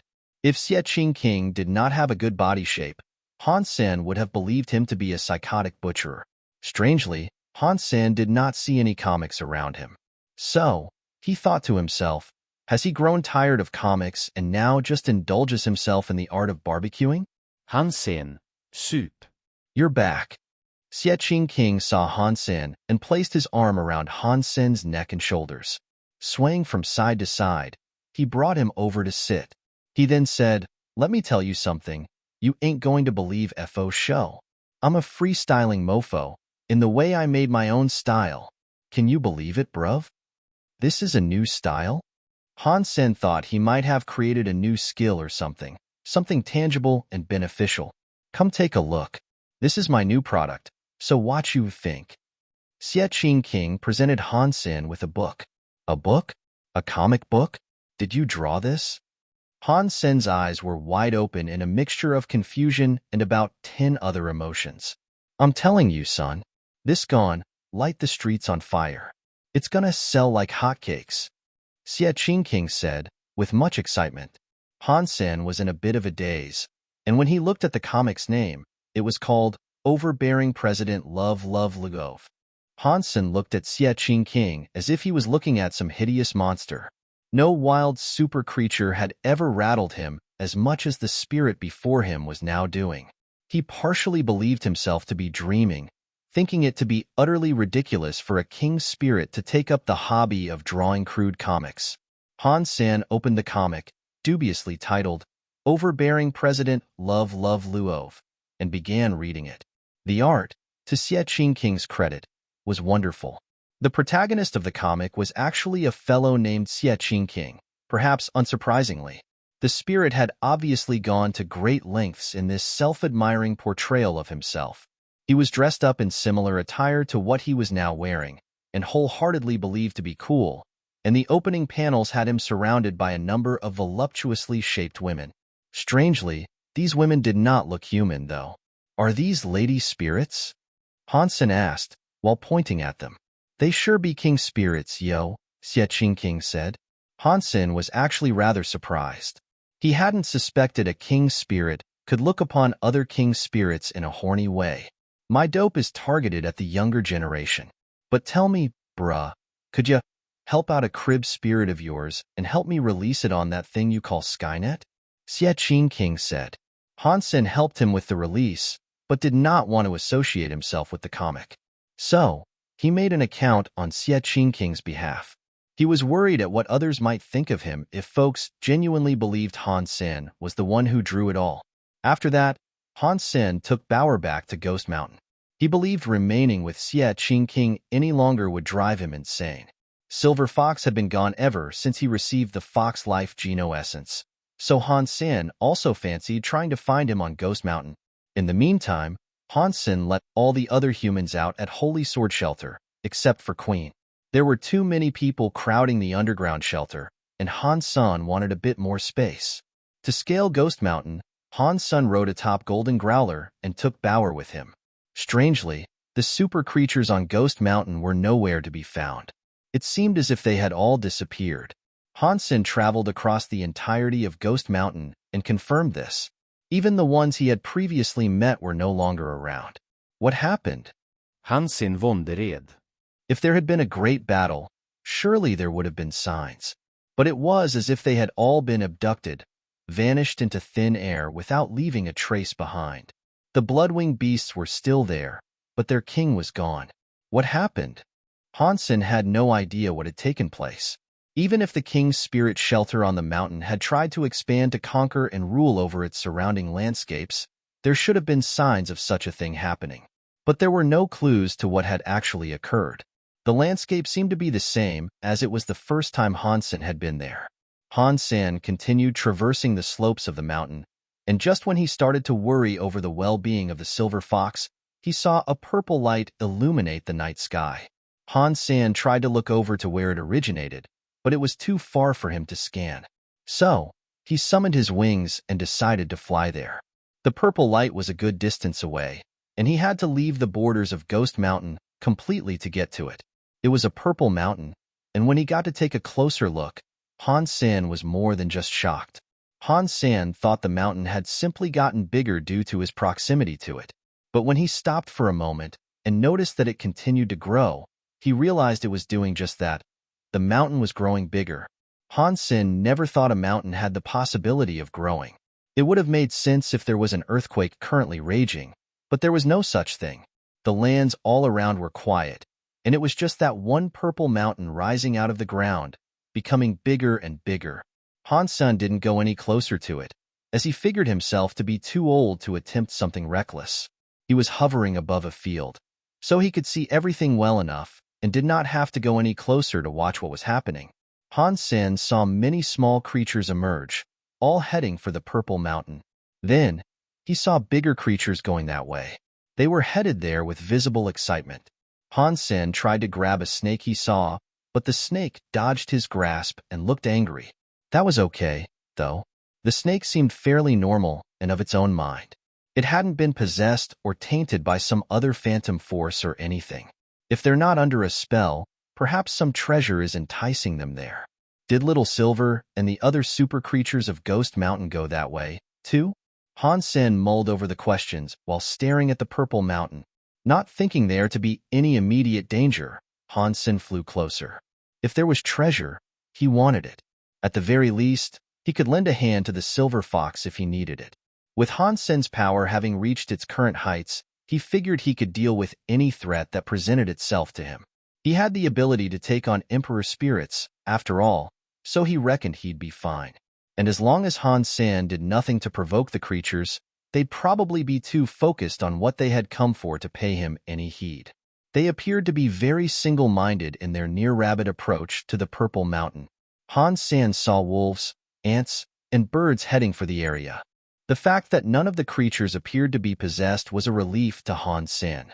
The purple mountain was further away than Han Sen initially believed it to be, and he hadn't quite realized how big it had become. And yet, it still wasn't done. It was continuing to grow, with no end to its development in sight. Han Sen was 10 miles away from its foothills, and as eerie as the scene was, its creepiness was aided by the fact it was silent the whole time. It rose from the ground in complete, utter quietness. He could view the mountain with fair clarity, and he could espy what lay on its slopes. The purple light he had viewed earlier, though, was a projection of the clouds that now swirled around the growing landmass, hanging around it like a thick mist. The mountain was not in fact purple. It was black and green. Han Sen decided to follow the creatures on their way there, and that was when he noticed something even stranger. The creatures that could fly were not going up the mountain. They all stopped 200 meters away from the slopes, standing there. And it wasn't just them either. The ground-based creatures stopped before ascending, too. They all just gathered like the audience to some spectacle that had yet to begin. As this transpired, the mountain continued to grow. The catalyst for that growth was still a complete mystery to Han Sen, so far. Han Sen decided to travel to the other side of the mountain and see if there were any other creatures there. He hoped he'd see the silver fox amongst them. On the other side, there was a wide abundance of different creatures. But to his great dismay, Han Sen was unable to spot the silver fox among them. Neither could Han Sen see any of the other creatures that disappeared from Ghost Mountain. The absence of the white snake was as much a mystery as well. But as Han Sen reviewed this disappointment, he couldn't wallow in it for long. All of a sudden, he heard one of the beasts squeal. It was followed by the sound of a fierce strike. Then, silence drowned the scene once more. Han Sen heard these sounds emanate from the peak, but it was shrouded in a veil of mist. Thus, Han Sen's vision of whatever had occurred was obscured. And as loud as the sudden outburst was, it was over in an instant. Nothing else accompanied the two sharp sounds that rang out. No rustle, No movement, nothing. Is Silver Fox up there on the mountain, perhaps? Han Sen wondered. Han Sen scanned the remainder of the creatures at the bottom of the mountain and made sure there weren't any of the super creatures he was missing there. There wasn't a single one down there. Maybe Silver Fox really is up on top of the mountain. Han Sen gused. After this short while of thought, the silence that re-nestled the land did not last. The thundering roars of explosions began to echo across the region, accompanied by the cries of creatures. The noise came from the peak again, but it only lasted for a few seconds, just as it had earlier. A sudden grand crescendo, fading into absolute nothingness. Han Sen had no clue where the Silver Fox might have been, and while he wondered, Bauer leaped off of Han Sen down onto the mountain ground. She turned to look at Han Sen and said, "Daddy, come." Han Sen, witnessing Bauer's fearless approach, decided to follow. There didn't seem to be any harm in doing so. After all, the purple light flickering mist that cloaked the top of the mountain was very thick, though. Bauer was hasty in her ascent, and she went into the mist without waiting for Han Senator. When she was inside, she could not be seen. Han Sen, seeing her disappear, quickly called out, "Slow down. We should go together." But Han Sen's face immediately turned ugly when he realized he could not hear what he had just spoken aloud. Han Sen quickly reactivated his Dongxian aura. Aside from what his naked eyes could see, it was of little help.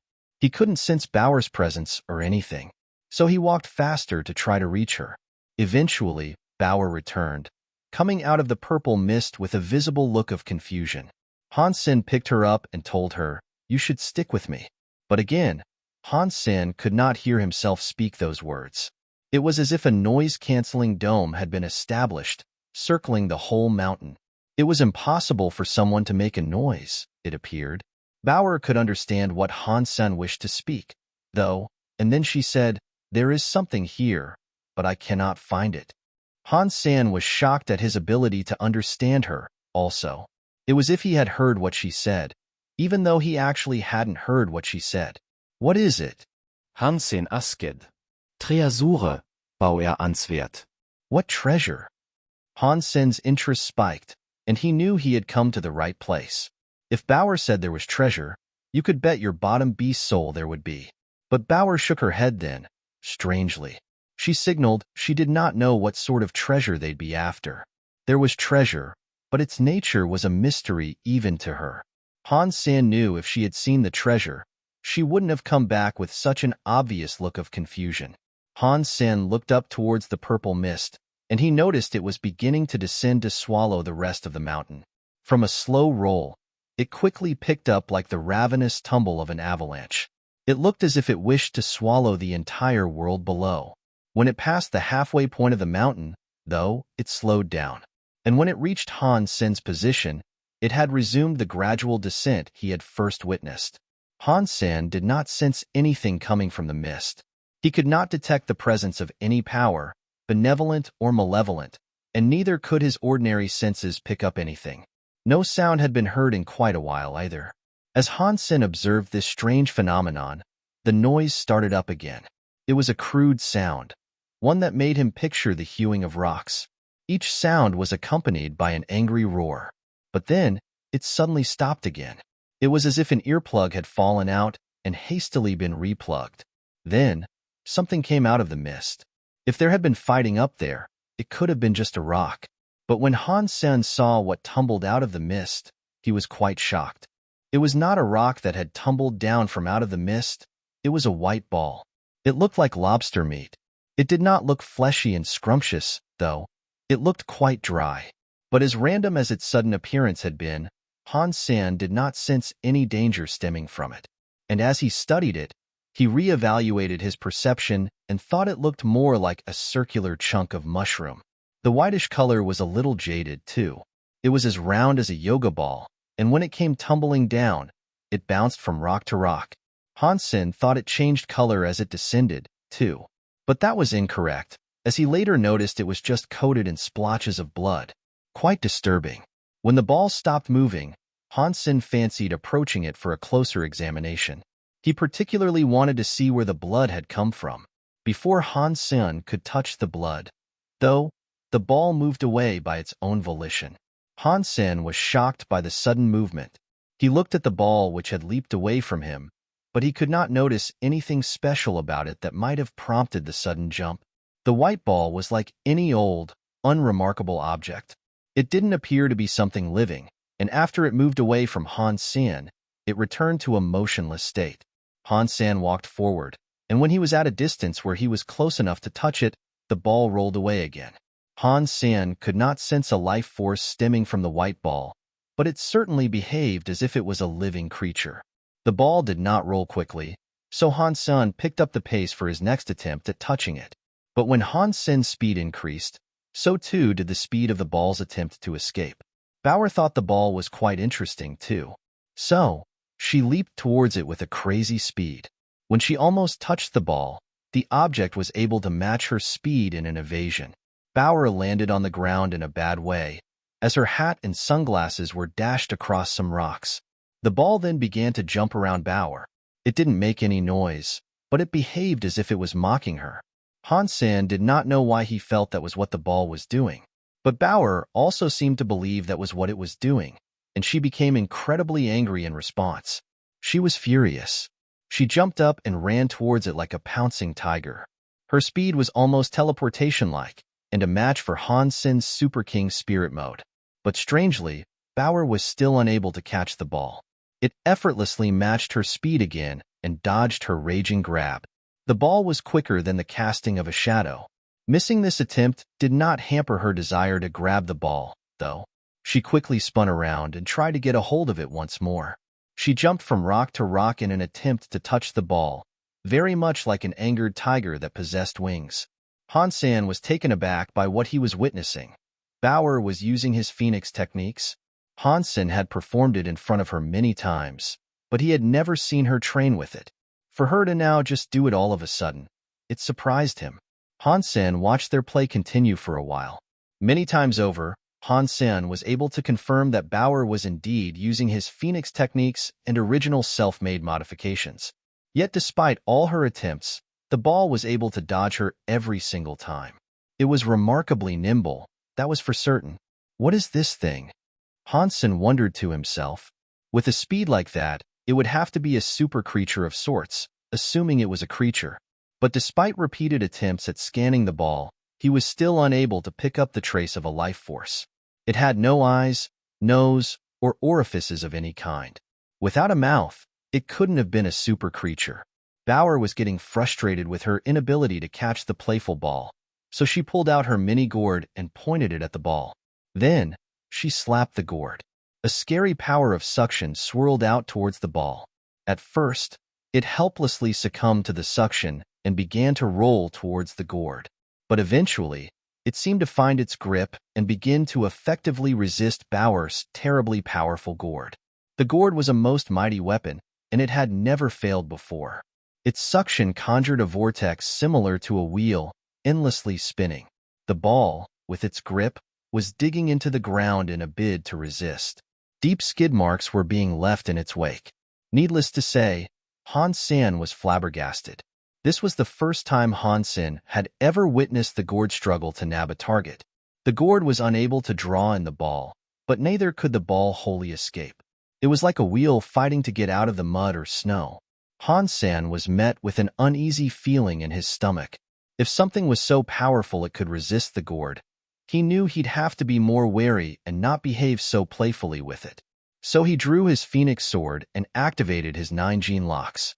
The sword was dyed red, and then Han Sen swung it at the ball. The ball couldn't afford to loosen its grip and avoid the strike, so the sword found its target. But when the sword met the ball, Han Sen felt something wasn't quite right. Han Sen felt as if the phoenix sword had come down on rubber. It was a deep strike, but the sword eventually gave in to the cushion and bounced backwards. And with the force Han Sen had put into that strike, it made him fall back more than a few steps. Han Sen pulled out Taya this time and tried to deliver a number of smaller strikes instead. He unleashed a flurry of manic hits, not willing to give the ball a single moment of reprieve. When the ball first rolled down the hill, it had done so soaked in blood. Now, the blood was all gone. Han Sen noticed the ball had absorbed the blood. With double fly, Han Sen laid into the ball. He didn't want to invoke its ire and then let it go free, so he had to put his back into it and do his best to end the ball's life now. But despite exhausting all his strength, Han Sen was unable to damage the white ball. His swords and strikes continued to bounce back, having left no damage on the ball's rubber-like skin. With his 9 gene locks open, Phoenix Sword and Taya Akimbo, Han Sen did all he could. Under the force of such power, most super creatures would have been laid to waste already. Han Sen couldn't fathom what sort of creature he was now faced with. Its skin made for the best defense possible. Han Sen decided to put his swords away and watch while the ball tried to scramble away from Bauer's Dyson gourd. When he looked at Bauer, she actually appeared to be sweating. It seemed as if using the gourd cost her energy, and using it for a long time was taxing. But Bauer did not want to let the ball go free. She insisted on capturing it, and she seemed determined not to let it get away. Since there was no one else around, Han Sen summoned a coin and let the numbers on it tick upwards. "Let's see how well you resist such lavish expenditure," Han Sen mocked. Bauer's hands were trembling by this point, and when the coin count reached 9, Han Sen released the power and fired the coin at the white ball. A saving money coin, with the power of 9, hit the white ball with the weight of mountains. It seemed to be quite effective, too, because it flattened the white ball like a deflating balloon. Bauer pulled the gourd away and immediately went to sit down, gasping. The ball had been crushed in place. It could not move, it had been crippled, but it had been able to resist the weight and not get blown up. After a short while, though, it returned to normal. Han Sen was shocked, to say the least. The coin had reached 9, and he was certain it'd be enough to do something more than temporarily restrain the spherical fiend. But with the coin still firmly in place on the ball's surface, it remained unharmed. The ball did roll much slower now, though, so there was that. If it was once a cruising supercar, it was now Granddad's rusty lawnmower. Han Sen felt relieved that the coin was able to do something, at least. It didn't kill or grievously damage the ball, but it was enough to practically cripple it. Saving money still has its uses, I suppose. Han Sen snapped his fingers and summoned a coinfall on top of the ball. Then, a short while later, the entire ball had been given a new coat. It was like a golden orb now, without an inch of its body free from the oppressive weight of a coin. Bauer saw the ball in place, stuck. Then, she ran up to it and kicked it. The ball was completely unable to move now. It was still as tough as ever, though, and there was no sign it was going to buckle under the weight and allow itself to be crushed. The nature of the ball still perplexed Han Senator. If it was a super creature, and it had just endured so much painful treatment, it should have at least tried to fight back. Strangely, the ball was as docile as ever, but Han Sen wasn't quite willing to believe it was just an object either. Han Sen approached the ball and examined it with greater curiosity. It was an enigma he really wanted to figure out. Bauer leaped onto the white ball and continued to kick it for the runaround she had endured earlier. But eventually, the ball became bouncy again. Bauer summoned the mini-gourd once more and attempted to absorb it. But right after she took aim, and before she could fire, the ball seemed to quiver and shake as if it was afraid. Han Sen still had no clue what the thing was, and if there was a chance it could turn sour and attack, he had no qualms with letting Bauer suck it into her gourd. Suddenly, though, before more could be revealed, the sound of a catcha was heard. It was the ball, and it was starting to crack. Han Sen knew it wasn't because of the coins, though. The crack was a straight line through the middle, all around it. The crack also originated from the bottom, and Han Sen couldn't quite see what was emerging just yet. But regardless of what it was, he at least now understood that the ball was hollow. Something was inside it, and looking to get out. The once tormenting, violent father and daughter had become as scared as kitty cats. Bauer leaped into Han Sen's arms, wondering what would happen next with an equal mix of fear and curiosity. Han Sen was alert. If this had been a super creature egg this entire time, something most fearsome must reside within. Both of them stared at the crack, and soon after, something emerged. When that thing came out, their eyes grew wider. When it wholly emerged, it looked at Han Sen and Bauer and roared at them fiercely. Roar! What emerged from the white ball was a creature, one that was as small as a snowball. It was a furry little thing, and it wasn't too different from a Pomeranian puppy, In terms of its appearance, the plush snowball looked at Han Sen and barked with a rage. Woof, woof, woof. Han Sen and Bauer looked at each other and then looked back at the creature. With a sudden awkward smile, they ran towards it to feign friendliness. It seemed as if the white ball was indeed an egg, and it had given birth to the creature. And if that was the case, the creature wouldn't be too strong to resist a quick kill. Han Sen leaped forward to grab it with all his strength. The snowball did not attempt to move at first, though. It did not seem afraid of Han Sen and Bauer's sudden approach. But seeing the looming hands jerk forward to try to grab it, the creature howled and made its coat of fur shine with a bright white light that flashbanged the two. Then, it felt as if they both walked into something plush. It was directly in front of them, and Han Sen could not push it away. And when he fell backwards in response, he felt something else barring his passage. All of a sudden, he started to spin and whirl as if he had been thrown into an active washing machine. Holy smokes! Han Sen understood what had happened. He and Bauer had switched place with the fluffy fiend, and it was them who were now stuck inside a white ball. Of course, Han Sen was much taller, and the white ball was much larger to accommodate his size. Pang, pang, pang. Han Sen struck the plush flesh of its composure with Taya, but he could not break through.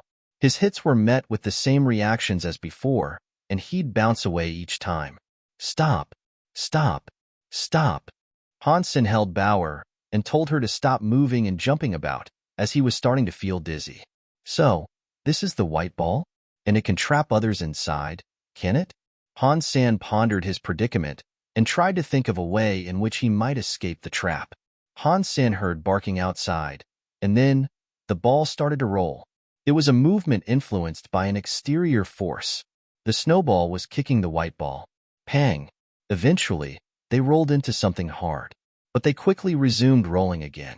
They went all about the place as if they were inside a pinball machine, and Han Sen got so dizzy and off balance, he wanted to throw up. You think this is a ball for your own enjoyment? Han Sen shouted. Then he summoned a heap of coins, which filled up half the ball. When the snowball tried to kick the ball again, it didn't work. Han Sen and his stomach felt much relief. His fitness aided his fortitude and balance, and his ability to withstand dizziness was supremely high. And yet, even so, that was a roller coaster for his organs. It was an insufferable torment. Bauer waved her fists next, trying to punch the ball, but her delicate hands were thrown back each time, due to the sturdy but plush material that composed the shell.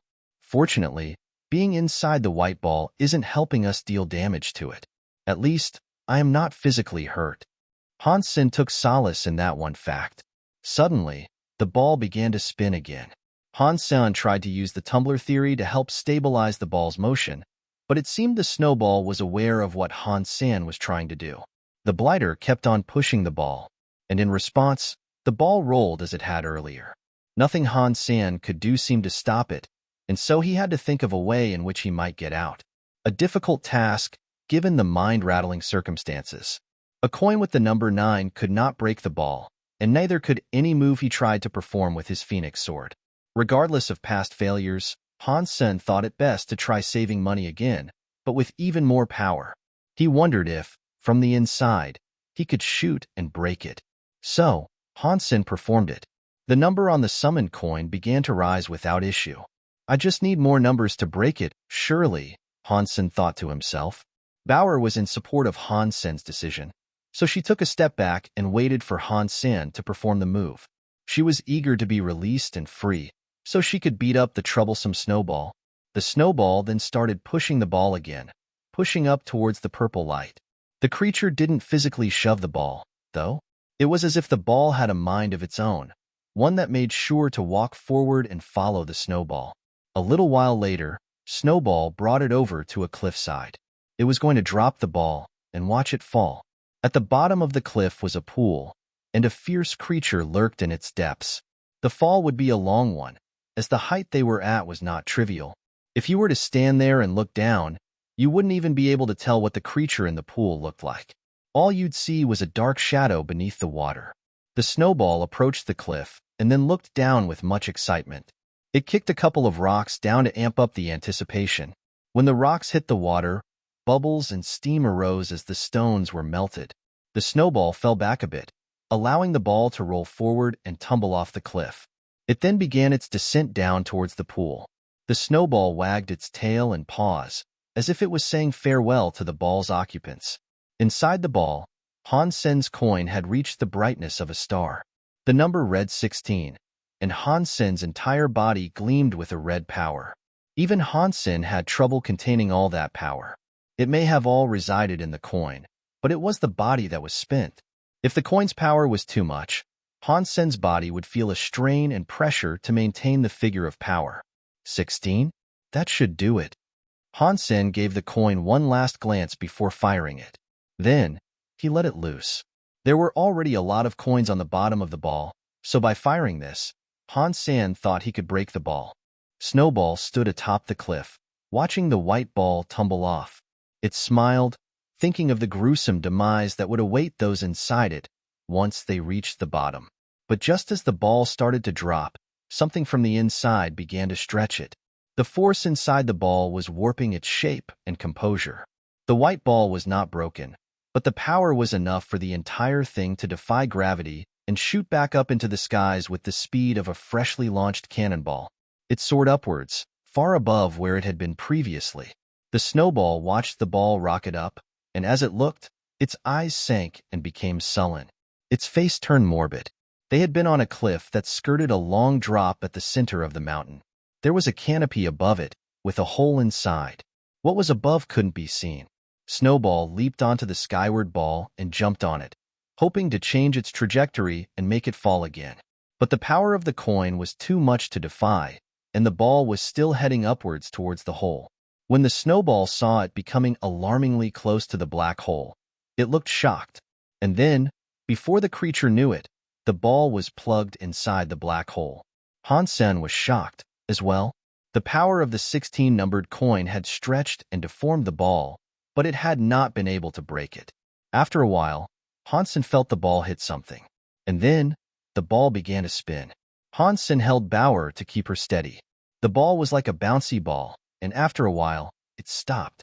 Then, they both heard a noise. A strange noise sounded, as if something had stepped across the ball. Unfortunately, Han Sen had been stripped of his ability to use the Dongxian aura for now, so he could not tell what it was. Outside the ball was a cave. There were many cream-colored eggs inside it. When the ball entered, it had crushed countless numbers of them. The juicy innards of the eggs had been spilled everywhere. The cave was messed up, and Snowball stood near the ball. It was frozen. The snowball looked at the ball and the smashed eggs, then simply decided to run. But just as it reached the exit, it was stopped once more. A big, lumbering shadow drowned it in darkness. A giant black snake had appeared. The snake was not an ordinary one. To go along with its black scales, it possessed a black horn and black wings. It did not have any claws or talons despite looking like a dragon, but it did have massive, poisonous teeth. They were curved, and the look of them alone was enough to skewer a person to death with fright. The snake watched the snowball shiver and shake. As it trembled in fear, the snowball pointed towards the white ball and barked. It wanted to protest its innocence and indicate that it had nothing to do with the destroyed eggs. The big snake was cruel and unforgiving, and all parties involved were responsible. It lunged forward and tried to snap the snowball with its wretched maw. The snowball was shocked. It emitted a flash and trapped itself inside a white ball. The snake bit into the white ball that had suddenly surrounded the intruder and tried to break it with its fierce teeth.